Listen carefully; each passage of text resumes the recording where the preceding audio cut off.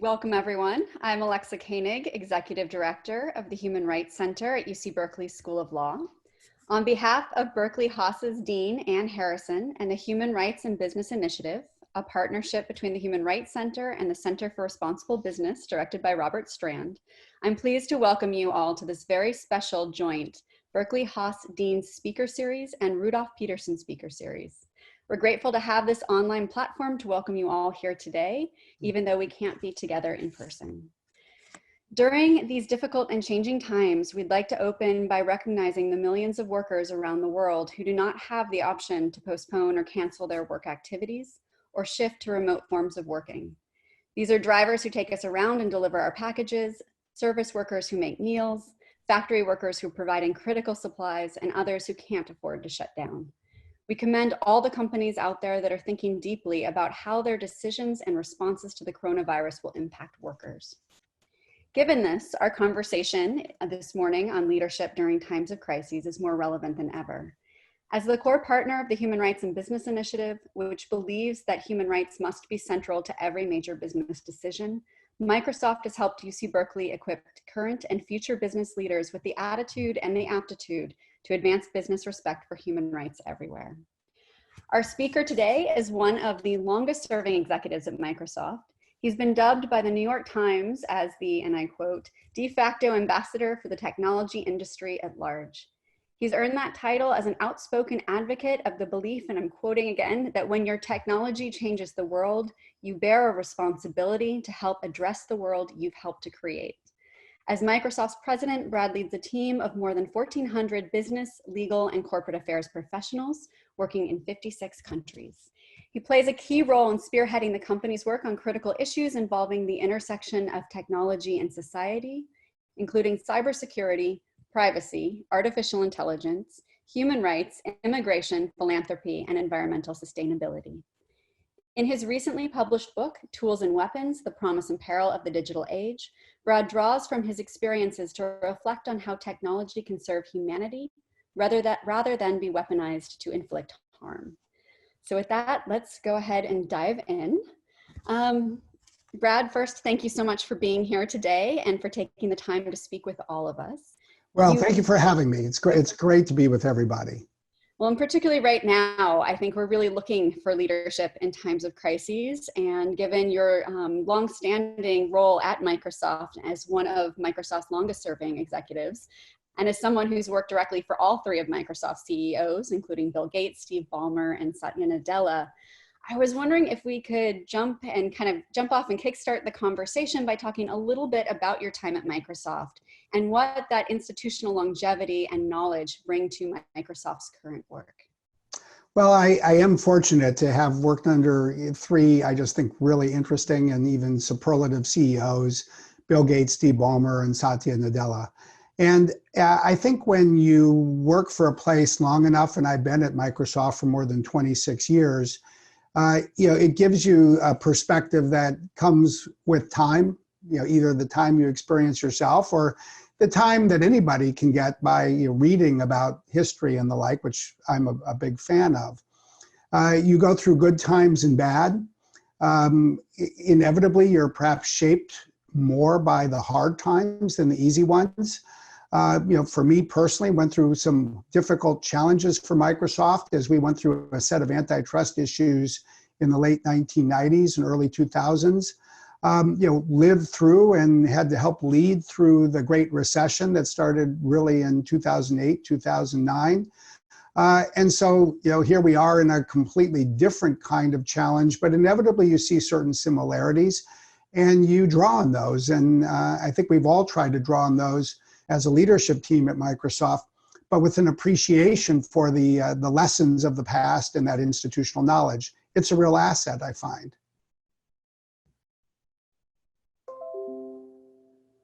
Turning to Microsoft's response to COVID-19, can you talk a little bit about how you responded as a company and why you chose the responses that you have?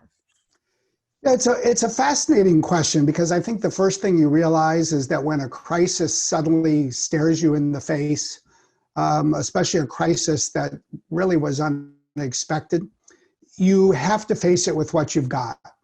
over time you can build new capabilities, but certainly not the first week or the first month.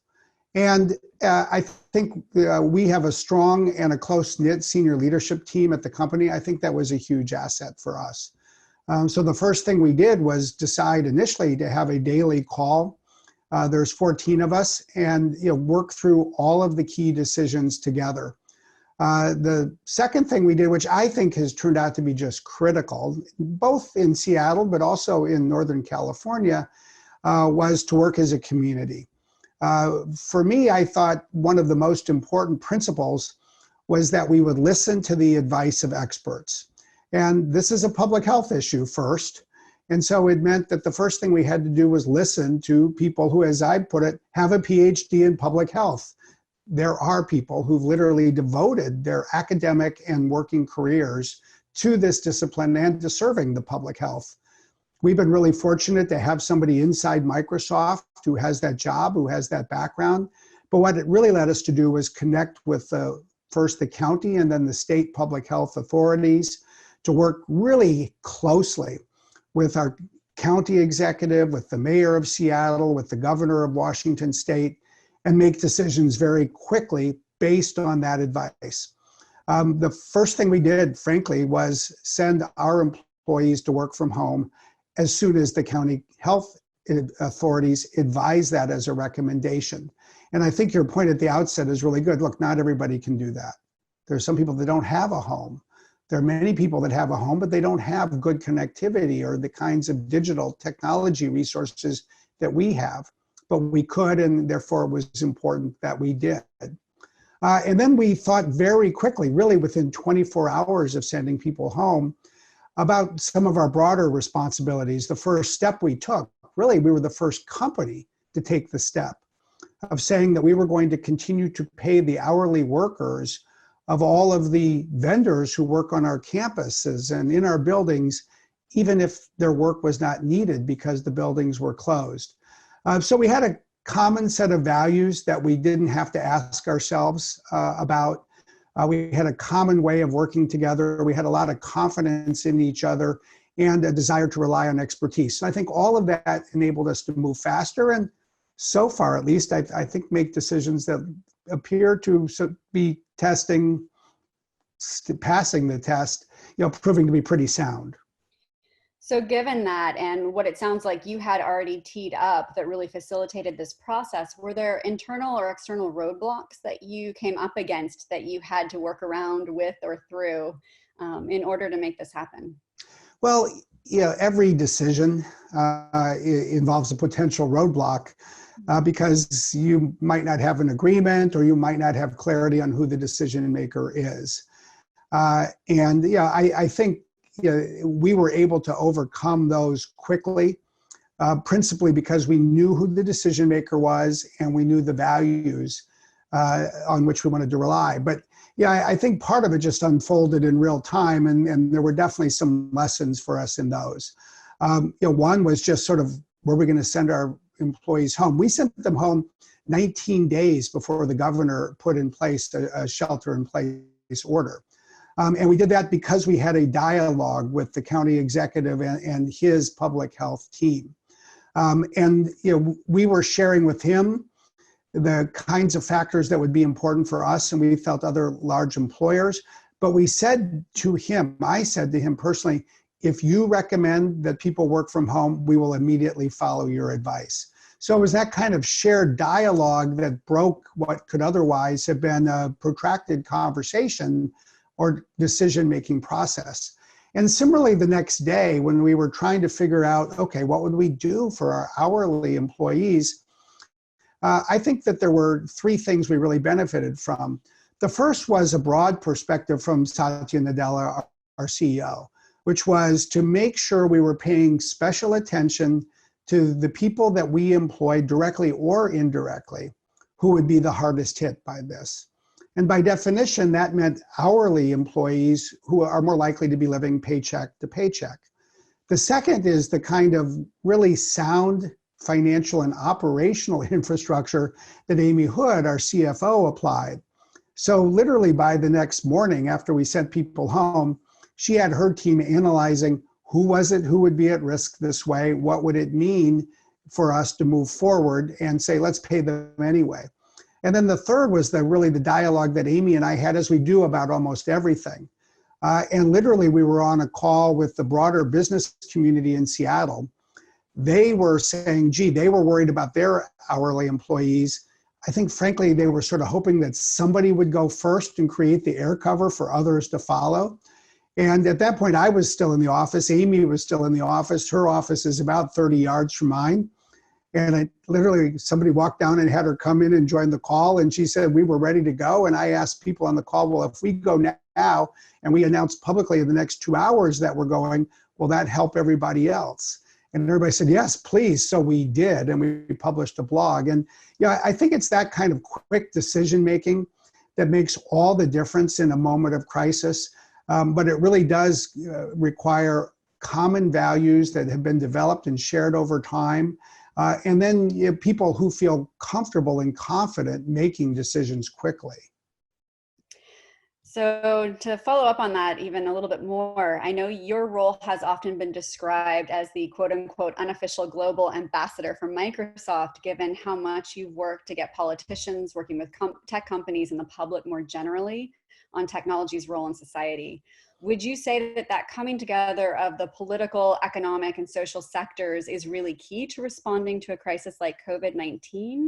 And if so, how would you like to see them working together, perhaps in an even more integrated fashion, if at all, in the future? Well, first, absolutely. I mean, just think about it. For all of us, almost regardless of where we've grown up, we have probably never lived in a time where the government was making decisions that have as direct and detailed an impact on our daily lives as governments have been making around the world over the last few months. I mean, literally, can we leave our homes? Can we go to a movie? Can our kids go to school? Can we, if you're a student watching this, go to class with our fellow students? It's just extraordinary, especially for a country like, say, the United States or the countries in Western Europe, where this literally only happens in a time of war. And so by definition, we're all impacted by government decisions more. I think government decisions need to be informed by people who can say, this is what it's going to mean if you do A or B, and how can you put these together? I think the issues for the tech sector are especially important, really for multiple reasons. I mean, first, the role that we as a company in a tech sector have been playing have really been almost extraordinary. At Microsoft, we've really prioritized three things. One is serving public health with data and technology. The second is trying to sustain the operations of the economy with remote work, remote learning, remote support for nonprofits, and really thinking ahead to what an inclusive economic recovery will require. And the third is preserving trust in technology. And I think this connects especially closely with human rights. Because I think fundamentally, we need to find ways to protect the public health and protect privacy and protect the ethics, I'll say, of artificial intelligence, digital safety, protecting against cyber attacks, all the things that collectively add up to human rights. And I think across the tech sector, you've seen a number of companies scramble. I think you've seen a number of companies do really good work in this space, but the days are still early. Unfortunately, we have probably some number of years rather than months before we can get to the last chapter of the history of COVID-19. And I think these are days that really will test us, both to support the public at large and bring people together, but I also think really to stand up for the kinds of values that you have stood up for and your center has stood up for, and that students and faculty have stood up for, especially as I think about the intersection between, say, technology and human rights. I know one of the things at the Human Rights Center we have as our tagline is pursuing justice through science and law, and certainly deeply appreciate the empirical approach and data-driven approach that you've been bringing to this crisis. I think also at times like this where things are shifting so quickly and the data may point us in one direction one moment, but facts on the ground may change radically and quickly in another direction. How do leaders and the companies they lead maintain integrity and trust with both their employees internally and their customers or other external stakeholders in times of crisis? Do you have advice on that? Yeah, I think it's a time when transparency serves us well. I think that's the first thing. Yeah, and I think you see this in issues around the world. It's really hard to sustain public trust if the public doesn't have confidence that it's getting all the information it needs and deserves just to understand what's going on. And I'm just personally fascinated by, I'll say, the juxtaposition of what we're seeing from, say, Governor Cuomo in New York and the lessons of the past. As you know, from having seen the book that Carol Ann Brown at Microsoft and I wrote, we really believe in drawing on the lessons from history to think about the future of technology. And so one of the things that I've done throughout this is read about the huge pandemic of 1918. And one of the things that was so clear about the handling of that pandemic is that truth was sacrificed. It was easy for government officials in the United States in 1918 to sacrifice truth because the nation was at war. And therefore, they really censored information about the nature of the influenza. Ironically, it's called in some cases the Spanish flu. But if you were to define that flu based on where it started, the only accurate label would be to call it the American flu, or the Kansas flu, or the Southwest Kansas flu, because it started in Kansas, spread to American soldiers who then took it with them when they went off to Europe to fight in World War I. And it first spread to France and British troops and to Germany because they were the combatants. But no one knew about that because every one of those countries was at war and they all censored information. It's only when it went across the border to Spain, which was a neutral and didn't have censorship, that newspapers started to write about it. And then it also eventually spread later, 6 months later, in every city in the world, and especially in a number of the major US cities. It swept through Philadelphia, it swept through New York. And time and again, the governors, the mayors, President Woodrow Wilson never even spoke about it. And people realized that they couldn't have any confidence in what their leaders were saying because too often they weren't giving them any news at all. If they were saying anything, it was mostly don't worry. And so when I see Governor Cuomo stand up and say, look, I'm just going to give you the facts, I'm not going to sugarcoat anything. The first thing you would say is, it's either a remarkable coincidence or he's been advised by someone who read about what happened in New York State and New York City a century ago.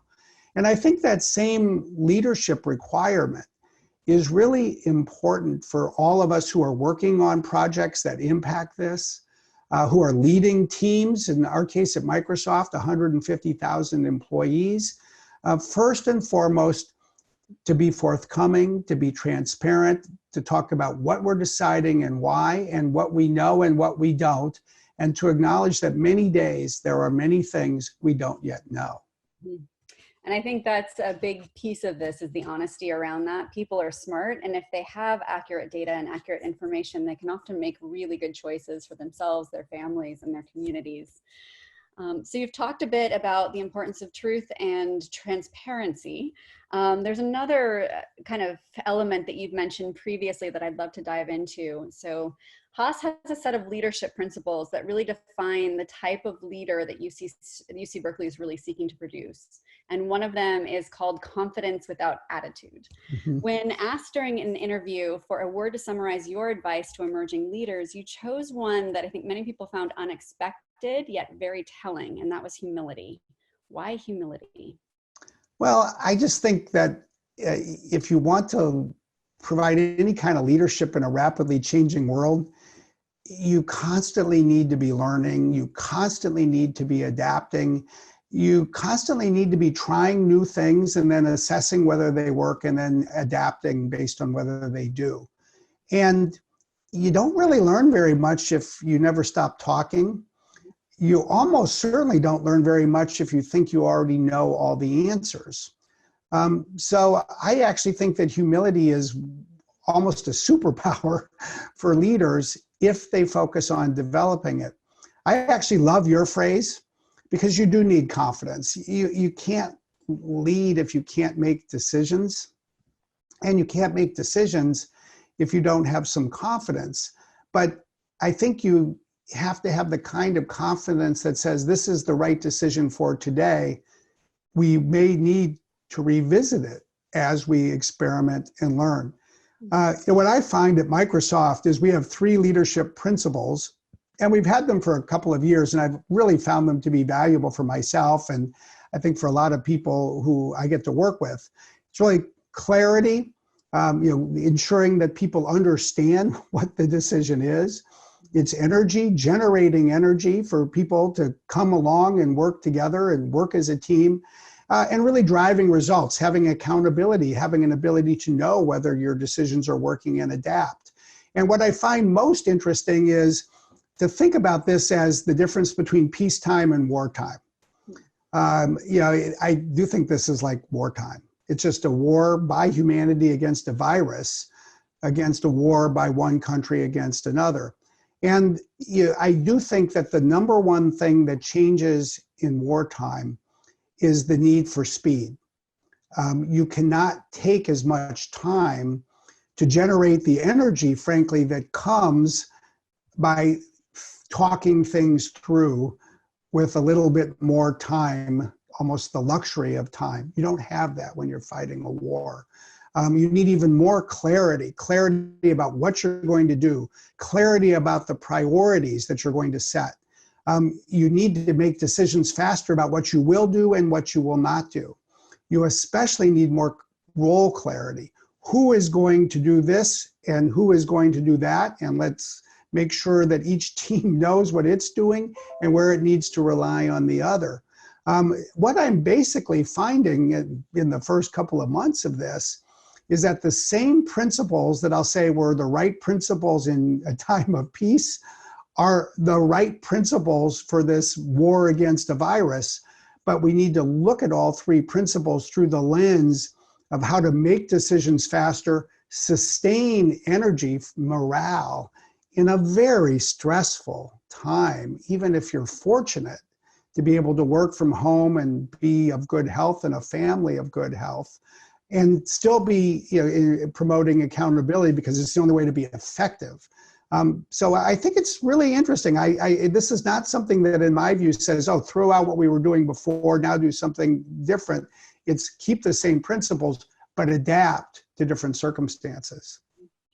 Well, and I know that a few people have pushed back against the idea of the pandemic being analogized to war, but I think one thing that is very powerful about that analogy is the idea of having a common enemy that we should be working to ultimately figure out how we advance society and continue society in very important ways, given this rapidly changing environment in which you're talking about what you're talking. Which kind of brings me to a next question. Kevin Scott, of course, Microsoft CTO, has said in a recent interview about the pandemic, and I'm quoting, "I think this moment is going to create a pressure to do things in a very different way." As we look to the next phase of this crisis, what changes do you think we might see in a post-COVID-19 world? And what changes would you like to see come out of this? I think it's a really interesting question. And to continue some of the war analogies, people talk about the fog of war for good reason. When you're in the middle of it, there's fog and you cannot see the horizon. And, in the spirit of humility, I think the first thing I would say is we have to recognize we're in a sort of foggy time, and there are certain things we discern, and there's a lot that is going to continue to unfold that will make us smarter as things go forward. And I do think when I sort of study how people have responded to major challenges like this, crises, whether it's the Great Depression, or something like, say World War II or something of that magnitude, I tend to note 2 things in particular. One is it tends to accelerate rapidly certain trends that were already taking place. I think a great analogy is that when war started in 1939, there were still biplanes flying over Europe in the air forces of some of the combatant countries. By 1945, 6 years later, there were jet aircraft. And that probably would have taken, say, 2 decades, and that was compressed to 6 years. And what I would point to as the analogy here is, not surprisingly, perhaps, at least in part, digital technology. I think it's fair to say that we have seen 2 years of digitization progress in 2 months in terms of the adoption of digital technologies on a global basis. We see governments moving wholesale to putting more of their employees in the cloud. We see data being put to work for healthcare authorities. We see all of us spending a lot of time looking each other in the eye, but through a screen, through this kind of audio-visual technology. So there's this massive acceleration, and I think that will persist really for 2 reasons. One is, as we return to the workplace, we're not all going to return together. It's really clear that we flipped a switch to bring people home, but we'll turn a dial gradually to send people back. So I think for some period of time, maybe it's a year, maybe it's a little less, maybe it's 2 years, we're going to be living in a hybrid world and operating in a hybrid economy, so to speak. Some employees will be in the office. Some employees will be home and they need to work together. Some consumers will be comfortable going to a restaurant. Others will still want to place their order digitally and stop by or have it delivered. So I think we're going to see the need for more digital skills. I think that's one of the things that Kevin recognizes. And I see that as something that will continue to accelerate and then will persist after the crisis passes. I think that that's sort of on the maybe more positive side, at least if you're in the tech sector. I do think this is something that is bringing to the surface a lot of the inequalities in our world, the income inequalities, the internet inequalities, the educational inequalities. And I think a big question will be how people feel about that as this goes forward. I think that has been something that has been gaining political momentum in many countries, including the United States. And I think it'll be an even bigger and more important political and policy issue for the United States and other countries as we come out of this. The last thing that I would highlight is, in many cases, in a time of war, there's a sense that certain things need to be sacrificed in order for a public cause to triumph. And human rights are often at risk. And I do think right now we are seeing in some parts of the world, some governments either genuinely sacrificing human rights to some degree in order to fight this virus. I think there's a real risk that we'll see some governments use this as an excuse to dial back on the protection of human rights that they were actually seeking to dial back on in the first place. I think it's a hugely important issue for the tech sector as we see more technology potentially deployed to test and track and trace individuals and the like. So I think that this is a time where we need to find a way to defeat this virus and stand up for human rights and protect privacy. There may be days when these are in tension, but I believe that if there is smart work by people of goodwill, we can find a way to defeat this virus and protect things like privacy. And that needs to be an ongoing priority for all of us, in my view. Yeah, no, I'm really glad to hear you underscoring the importance of that, because I think whenever we come at moments of profound shift in the ways that societies operate, it creates new vulnerabilities and new opportunities, and how we begin to minimize those vulnerabilities and create new opportunities for human rights and the effectuation of them. I think the tech sector has a critical role to play in helping bring that to the fore. With that, we've been having questions pouring in on the side during the conversation, and I think I will start with one of the ones that kind of ties nicely to what you were just focused on, and that's the issue of privacy. So Adam Leipzig has asked, picking up on what you said about COVID-19, what role can technology play in the pandemic while maintaining privacy without adverse impact? There's, of course, a lot going on in the news right now around contact tracing, the use of digital technologies to understand our networks, and ideally to help people understand if they're at risk and to make smart choices about advancing the economy. But how can we best protect privacy given these new applications of technology in society? I actually think that it is something that is more than achievable if we put our minds to it. The first thing I would do is step back and say, look, when the history of this pandemic is written, the most important technology, in my view, will not be digital technology. It will be pharmaceutical technology, because that is what is going to lead to a new vaccine and to a therapeutic treatment. And that is ultimately the technology that will defeat this virus for humanity. And I will say digital technology and data and machine learning and lots of other things and will play key roles. But so far, I haven't seen real scenarios that put privacy rights at risk, or at least need to put privacy rights at risk in order to pursue that. The second thing I'll say is we're seeing data play what I believe is just an indispensable role in helping public health authorities manage through this crisis. But there again, I've seen the best work done in ways that really have not put privacy at risk. I've been fascinated to see, for example, in Greece, the government of Greece has been able to maintain a much lower mortality rate than, say, the United States, for the simple reason that they have a dashboard that rolls up all of the ICU beds in all of the hospitals in the country so they can manage their hospital capacity.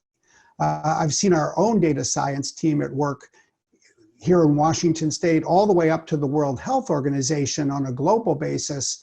But it's really data that never captures individual identity at all. It's about test results and how many tests are taking place and how many are positive and the like. I do think that we see technology and data playing a potentially valuable role in this context of contact tracing. I think we, in the spirit of humility, should recognize even here, digital technology is not going to be a panacea. It's simply impossible for me to imagine a future in these next few years where a public health officer doesn't have to interview someone who's tested positive, doesn't have to make calls or send emails to individuals with whom that person said I had some contact, because we just live in a world where not everybody has a smartphone. And even if they do, a smartphone is not an ankle bracelet. You might go to class, if you have the chance to go to class, and forget your phone, or maybe your battery dies. So there's no foolproof app here that is going to eliminate the hard work of really dedicated individuals.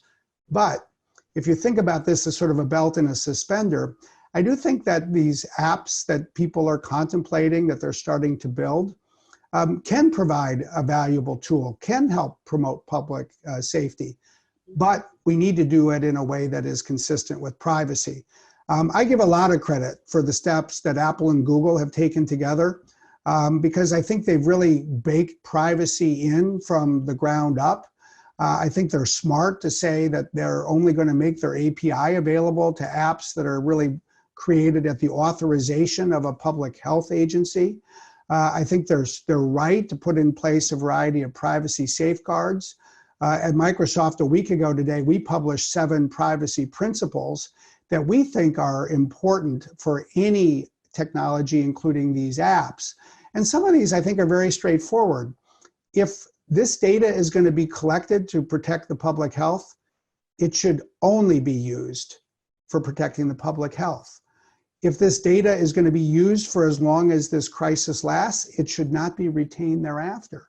In fact, most of the data doesn't have a useful life of, call it, a few weeks, because after that, it doesn't really matter who had contact with whom 6 months ago.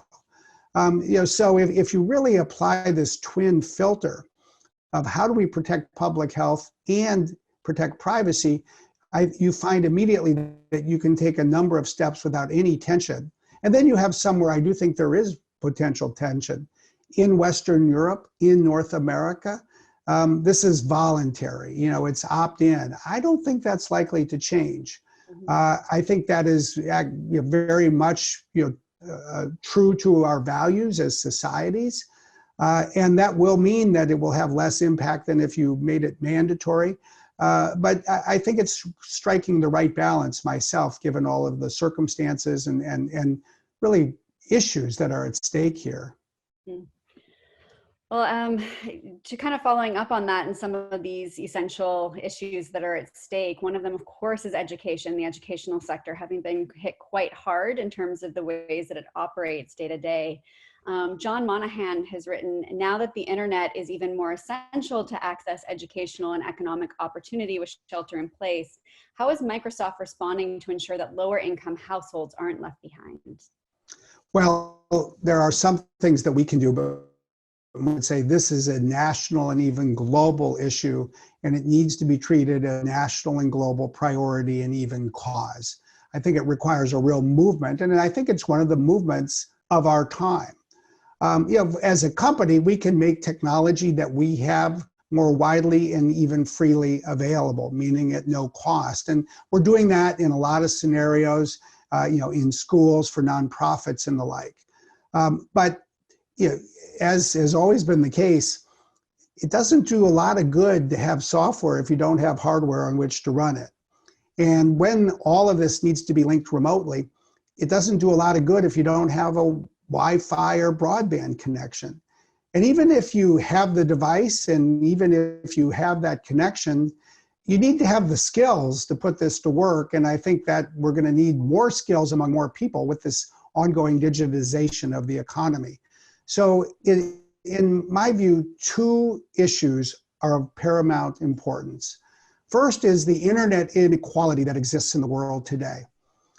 This is a topic that we've been passionate about as a company. Carol Ann and I devote a chapter to it in our book. And we really use the book to take people to rural communities in America. But this is true of rural communities in many parts of the world. And it is true for some families in urban centers, including in the United States as well. Some people have broadband, some do not. And the argument that we basically make is we need to recognize that broadband is functionally the electricity of the 21st century. Especially in a rural community, if you can't bring broadband, you can't bring jobs.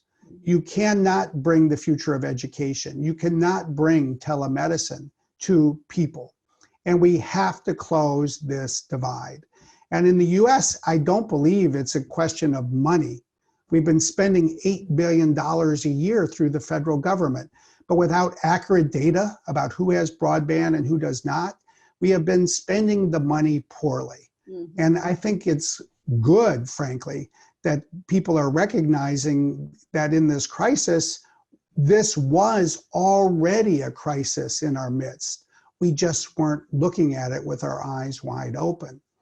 And I think much of the same thing can be said about the skills that people need to have a bright future.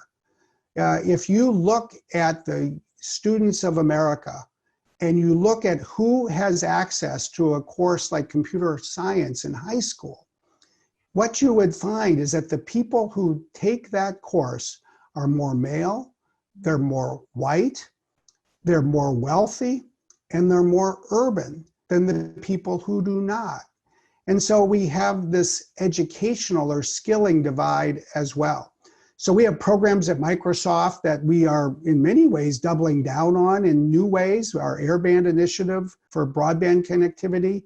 You're going to see us take new steps as a company to address the skilling divide. But no one company is ever going to solve this by itself. The tech sector as a whole will not solve this by itself. It really requires leadership by people in government, working in partnership with the nonprofit community and the tech sector. And if ever there was a moment to recognize the problem that was already staring us in the face, it has to be now. I was part of a conversation just this morning where someone on a call mentioned that she feels like we had duct taped over here in the United States a lot of the social services that were not operating at the level they could be, and that now we're beginning to see that duct tape fail when there's been this additional pressure of a pandemic placed upon it. And so I think maybe the hopeful long-term positive view is that as that duct tape fails, we are at least sensitive enough to begin to figure out how we not only patch it, but that we create an infrastructure for the future that's more durable than the one that we had. Absolutely. I mean, look, for once, money is not really the issue. Mm-hmm. Governments are appropriating money. Let's spend it wisely Yes. to better solve some of these problems. And I guess that gets to two other questions that have come up, one from Luke Hedlund and one from Brian Perlman, who are kind of asking about the resources that a company like Microsoft can share with other players in the space to help develop that infrastructure. So in Brian's question, he's asking about how researchers with limited budgets can collaborate with tech companies to get access to paid tools to be able to do what researchers know how to do to establish that future. And for Luke, it's about, he mentions Microsoft recently announcing it's going to release some of its data to the public to spread out the value creation from AI, and is wondering how you'll decide what data to share and what to keep. I see those as very similar questions around resources and sharing of resources. Yeah, no, I think they're great questions because in many ways, if you ask what resources does a tech company have? Well, of course we have money, and we are spending more of our money philanthropically and the like. But I really think that the two most valuable resources that we have, aside from the skill of our employees, is the cloud resources that we have and access to data that we have. So on the cloud side, we have taken two steps really over just the last 3 weeks to provide more cloud resources for these issues. One is through our AI for Health program, which is one of our 5 AI for Good initiatives. Each of these is really aimed at trying to make cloud resources, the use of Microsoft Azure and AI, more accessible to people. In this case, in many instances, people doing research. Because of the importance of research, especially in the health field and the scientific disciplines, and really addressing this. So just, I think it was 2 weeks ago now, we launched a new $20 million initiative to provide additional access to these kinds of resources and team up our data science and AI experts with researchers wanting to do this work. And then last week, we announced an open data campaign. And as you might imagine, we didn't invent this out of thin air, starting in the middle of March. We had started working on this last year. And we really do think that one of the critical imperatives for advances in science, and I'll say including in this field in addressing COVID-19, is better use of open data sets. And what we really need to do is create an environment where people can federate data. They can allow their data to be shared without losing their ownership rights in it, without surrendering the privacy protections in it that are needed. And so what we did last week was articulate 5 open data principles, for ourselves.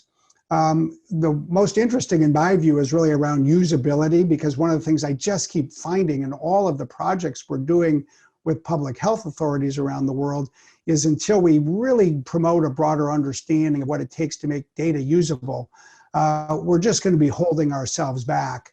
And so often it really just requires more common data schema and the like in order to have data that effectively can be aggregated and shared. But we also committed ourselves as a company to pursue 20 open data initiatives in the next 2 years.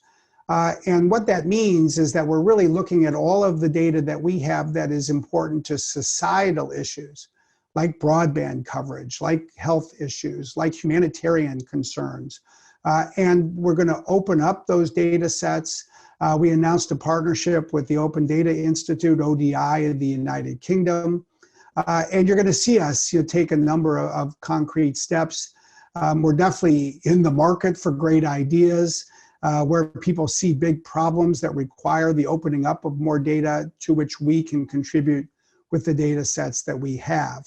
I do think that this has been another one of these emerging trends that is being accelerated because of this pandemic. But what it really points us to is a brighter future. Again, if I go back to one of the great lessons of World War II, the United States won the war really by bringing together the federal government and the great research universities of the country, including Berkeley. And it was a partnership that made it possible to accelerate all of the country's needs during a 4-year period. And interestingly enough, I think that, in my own opinion, was the single most important and lasting change to come to the United States out of that experience. And this notion that the federal government needs to fund basic research and that it needs to look to the 60 or 70 great research universities in the country to put researchers to work with that funding to go pursue great basic scientific advances. And in the same way, I think that this is a hallmark of our time. There's data everywhere. You know, literally, we're starting this decade, as we note in our book, with 20 times as much digital data as the planet had in the year 2010. But this data is not yet really being opened up. It's not usable in a greater way and for greater impact. And so it's like having this underutilized asset. And now we can and should take steps to make the most of it. We need it for this issue, but we actually need it for everything we want to accomplish in the future. Great. Well, we have so many really important questions that have come up. And of course, though, our time is relatively limited. I can't imagine a better way to begin to close than to look at the past to better understand our present and what we can be doing now to make a stronger future. So with that, do you have any last comment or thought that you'd want to share with everyone? Well, let me just in close. First, thank you for spending the time. Thank you for doing what you're doing. I mean, look, this is not an easy time for anybody. And I just remember so clearly what it meant to be in a college or a university, to be an undergraduate or a graduate student. And, perhaps find that you'd started in 2007 in a great, economy, and suddenly it was 2009 and you were graduating into a recession. And I just think in that spirit of facing the future with our eyes wide open, we should all acknowledge this is a more difficult time than any of us imagined than when we celebrated New Year's Eve, just less than 5 months ago. But what I would also say is everything that you've been focused on is actually extremely important for the work that needs to be done in the months ahead, and even more importantly, in the decade ahead. I do think that digital technology and data are going to shape the next decade, perhaps even more so than the last, and that is saying a lot. I think that the great challenges that we were focused on when this year began are going to remain the great challenges when this decade comes to an end. I think it's a pretty safe bet that in the year 2030, we'll be talking less about COVID-19, but probably even more about climate change, about water and waste and biodiversity. All of these issues around finding the cure for cancer, closing these divides that are so important in our societies will remain. Human rights, in my view, reflect among the most timeless values of humanity. So for all of you who have been focused on it, keep the faith. This will not be the easiest time of your life. I think if we're fortunate, all of us who are alive today will look back and say, 2020 was one of the hardest years of our lives. That's if we're fortunate, because it means that there's not something even worse lying ahead. But I think if you stay committed, if you are persistent, if you're perhaps a little more patient than you might have thought you needed to be when this year began, the future always needs great people. That to me was one of the lessons of having to be a leader at Microsoft in 2009. It also needs great people committed to timeless values. That to me was one of the lessons of leading a tech company in the wake of 9/11, as we describe in our book. So your future remains as bright as it was, even if it may take a little longer in some cases to realize all of the ambitions we had for what we wanted to accomplish this year. We're still going to be looking for great people. You know, even in a recession, you can never find enough great people. So I look forward to seeing what you can do. Thank you for spending the time with me. Well, thank you. On behalf of Berkeley Haas's Dean, Ann Harrison, and the Human Rights and Business Initiative at the Human Rights Center and Center for Responsible Business, I want to give a huge thanks to Brad Smith for joining us during this crucial moment for safeguarding and advancing human rights globally. We're really grateful for your continued leadership and your partnership in our work, so thank you. And I think one thing I've definitely taken from this conversation is just how much we are all in this together and have this opportunity to create the new world we want to see. Thank you. Great, thank you.